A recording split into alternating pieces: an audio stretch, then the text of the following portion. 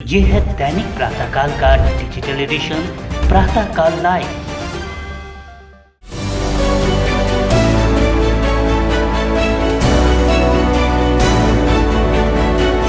राजस्थान भाजपा के नवनियुक्त प्रदेश अध्यक्ष व चित्तौड़गढ़ सांसद सीपी जोशी अपने मुंबई प्रवास के दौरान प्रातःकाल कार्यालय पहुंचे, जहां संपादक महीप गोयल ने उनका स्वागत किया। इस दौरान महीप गोयल ने प्रधान संपादक सुरेश गोयल द्वारा लिखित पुस्तकें जोशी को भेंट की। जोशी ने इस मुलाकात में महीप गोयल से राजस्थान की राजनीति के बारे में चर्चा की और आने वाले चुनावों में भाजपा को जिताने का संकल्प व्यक्त किया।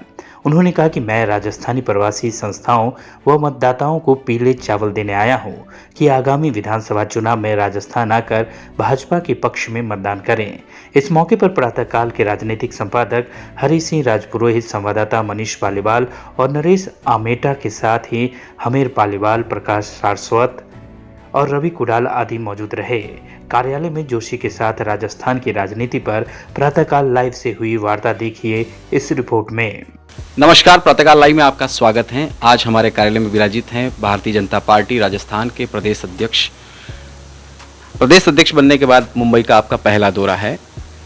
मुंबई के प्रवासियों की राजस्थान की राजनीति में एक महत्वपूर्ण भूमिका रहती है और पहले यहाँ पर संगठन काम करता था, लेकिन विगत 8-9 वर्षों से वो संगठन मरणान अवस्था में है।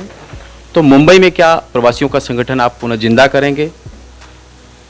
देखिए, एक बहुत बड़ी संख्या है राजस्थानी प्रवासियों की यहाँ मुंबई में, और देश दुनिया में तो है ही है, लेकिन मुंबई में बहुत बड़ी संख्या है।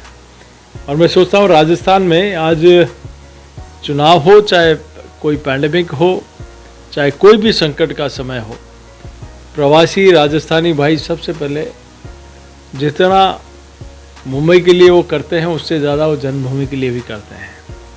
उतना लगाव और प्रेम अपनी जन्मभूमि से भी रखते हैं। तो आज उनके बीच में मैं आज आग्रह करने आया हूँ कि 2023 में राजस्थान में इस तुष्टीकरण की पराकाष्ठा करने वाली सरकार को, जो सरकार प्रभु श्री राम का नारा लगाने वालों पर बैल लगाती है, जो सरकार भगवा पताका फहराने पर बैल लगाती है, ऐसी सरकार को उखाड़ फेंकने के लिए आप सब लोगों के सहयोग की अपेक्षा है। राजस्थान की राजनीति में भारतीय जनता पार्टी के अंदर गुटबाजी की बातें काफ़ी अरसे से चल रही है। आप इन चीज़ों से कैसे निपटेंगे, क्या तैयारी है? नहीं, गुटबाजी होगी तो निपटेंगे ना। यहाँ कोई गुटबाजी है ही नहीं। मैं बन के अध्यक्ष बनने के बाद सभी प्रमुख लोगों के पास गया, सब लोगों ने मुझे बहुत अच्छा सहयोग का आश्वासन दिया और दे भी रहे हैं, और बहुत अच्छे टिप्स भी दिए हैं कि इन चीज़ों में आप, उनके लंबे अनुभव, उनके काल का बहुत लंबा राजनीतिक जीवन रहा है, तो उन सब लोगों ने अपने अनुभव की कई बातें मुझे कही हैं कि ऐसे हम लोगों को काम करना है। और मुझे कहीं नहीं लगा कि किसी प्रकार की कोई गुटबाजी तो सामने दिखाई देती है, जो उन्हीं की जिस प्रकार से बर्तन बज रहे हैं, तो वहाँ उनको संभालना मुश्किल है। यहाँ कोई गुटबाजी नहीं है।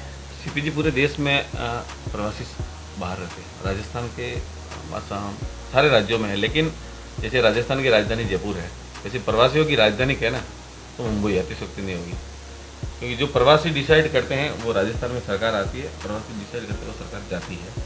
तो मुंबई राजनीतिक और चुनावी वर्ष में सबसे इम्पोर्टेंट है। तो आपका ये पहला दौरा है, ये दौरा ही रहेगा कि इसके बाद आगे भी आपकी कोई प्रवासियों को जोड़ने की रणनीति है? देखिए, आज मैं आमंत्रण देने आया हूँ, क्योंकि राजस्थान के लोग देश ने दुनिया में जहाँ भी गए, अपनी क्षमता और व्यवहार के आधार पर उन्होंने अपनी प्रतिष्ठा कायम की है। और आज भी जितना जन्मभूमि से प्यार है उतना कर्मभूमि, और कर्मभूमि से जितना प्यार है उतना जन्मभूमि से। तो उन सब का राजस्थान से लगाव है, और उनकी आवाज़ में बहुत बड़ी ताकत है। इसलिए मैं आज सबसे निमंत्रण देने भी आया हूँ कि राजस्थान से भारतीय जनता पार्टी का परचम फहराने के लिए आइए आप, और आप लोगों का सहयोग अपेक्षित है, और आपकी भूमिका महत्वपूर्ण है। और आज इसीलिए एक निमंत्रण की भूमिका में भी एक कार्यकर्ता होने के नाते मैं इन सब लोगों के बीच में आया हूँ। बीजेपी के नवनियुक्त अध्यक्ष बने हैं, अभी आगे आपका क्या राजनीतिक क्षेत्र में क्या रवैया रहेगा? देखिए, अभी मेरा नियुक्ति हुई है, और उसके बाद से लगातार हमने प्रयास किया है कि सभी वरिष्ठ लोगों का मार्गदर्शन, उनके लंबे अनुभव का लाभ लेते हुए पार्टी के व्याप को और कैसे आगे बढ़ा सकें। इसके लिए हम सतत प्रयत्नशील, और मैं सबसे पहले संभाग मुख्यालय पर सभी जगह जाना, फिर जिला मुख्यालय पर जो राजस्थान सरकार को उखाड़ फेंकने के लिए हमारी आक्रोश यात्रा है। जैसे किसान और युवा किसे वादा करके सरकार मुकर गई, उसके कारण आज किसान और युवा अपने आप को ठगा सा महसूस कर रहा है। महिला और बच्चों पर अत्याचार दुराचार हो रहा है, दलितों पर अत्याचार हो रहा है, और तुष्टीकरण की पराकाष्ठा राजस्थान में इससे पहले कभी नहीं हुई। तो इन सारी चीज़ों को लेकर भारतीय जनता पार्टी एक आक्रोश यात्रा, पहले हम हर पंचायत गांव में गए, फिर हर विधानसभा पे हुआ, अब जिला मुख्यालय पर चल रहा है। तो इस निमित्त सब कार्यक्रम होने हैं, और अभी पार्टी की स्थापना से लेकर सामाजिक न्याय पखवाड़ा और माननीय प्रधानमंत्री जी के मन की बात, इन प्रमुख कार्यक्रमों को लेकर भी भारतीय जनता पार्टी बहुत मजबूती के साथ काम कर रही है।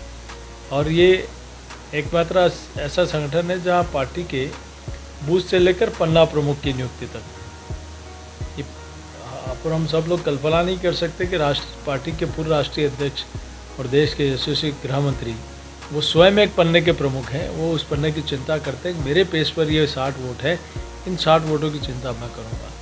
तो इस नाते ये काम भी बहुत मुस्तैदी के साथ हमारे नीचे तक चल रहा है। एक मुंबई प्रवासियों को आप क्या संदेश देना चाहिए? देखिए, उन सबसे यही आग्रह करता हूं कि आने वाले विधानसभा चुनाव, लोकसभा चुनाव में आप लोगों की बहुत महत्वपूर्ण भूमिका है।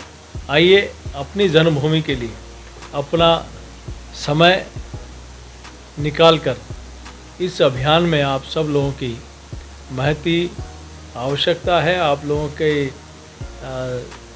इसीलिए आज प्रवासी राजधानियों के सभी भाइयों और बहनों के बीच में आज मैं अध्यक्ष होने के नाते सब लोगों को निमंत्रण देने भी आया हूँ। सर, राजस्थान में गहलोत सरकार की सबसे कमज़ोर कड़ी जो दिख रही है वो है कानून व्यवस्था। उसके लिए आप क्या करें? जैसे अभी जोधपुर टेलर की हत्या हुई थी, एक अभी ताज़ा घटना लोपड़ा में हुई है। उस कमज़ोर ही है कड़ी, कौन सी कड़ी मजबूत दिखती है आपको? सरकारी तरफ 4.5 वर्षों में सिर्फ धोती घोषणाएं हुई हैं। 18 के बाद अभी तक पहले बजट की अभी घोषणा है, अभी भी उसमें से कई चीज़ें 80% आपको ज़मीन पर कहीं दिखाई नहीं देगी। आप चाहे कन्हैया का मर्डर हो, चाहे अभी लोपड़ा की घटना हो, चाहे जोधपुर बालोतरा में भी पीट कर मार डाला हो, आए दिन किसी ने, आज महिला और बच्चियां न तो सड़क पर सुरक्षित है, न हॉस्पिटल में सुरक्षित है, न स्कूल में सुरक्षित है, न घर में सुरक्षित है। आप कोई सरकारी मुलाजिम से मिलने जाए तो वहाँ भी उसके साथ दुराचार हो जाता है, एम्बुलेंस में बच्चियों के साथ बलात्कार हो जाता है।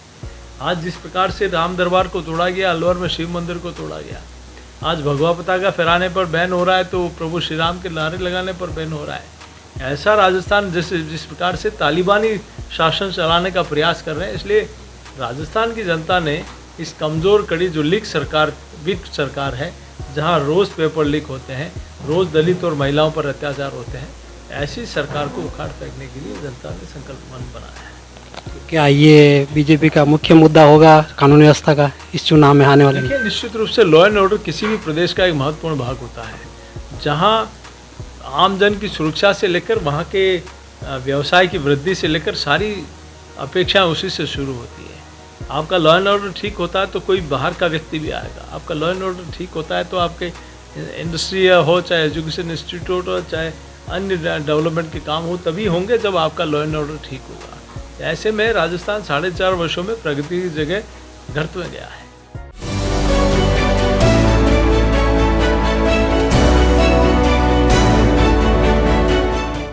आप ये कार्यक्रम YouTube पर देख रहे हैं तो हमारे चैनल को जरूर सब्सक्राइब करें, और Facebook पर देख रहे हैं तो हमारे पेज को लाइक करना ना भूलें।